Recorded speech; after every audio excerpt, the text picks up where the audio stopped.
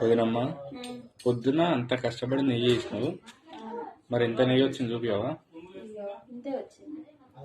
నిజంగా చూసినావా ఎంత నెయ్యి వచ్చిందో?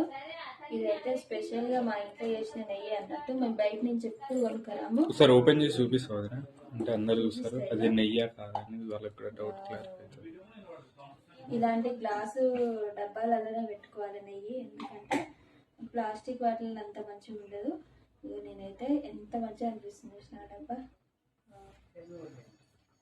మీరు కూడా వీలైనంత వరకు ఇంట్లో నెయ్యి వాడండి, బయట కొనుక్కొచ్చిన దానికంటే షాపుల కంటే. ఇదైతే మేమే ఇంట్లో వేసుకున్న నెయ్యి అన్నట్టు. మేము బగారా రైస్కైనా దేంట్లోకైనా ఇదే వాడతాం, బాగుంటుంది.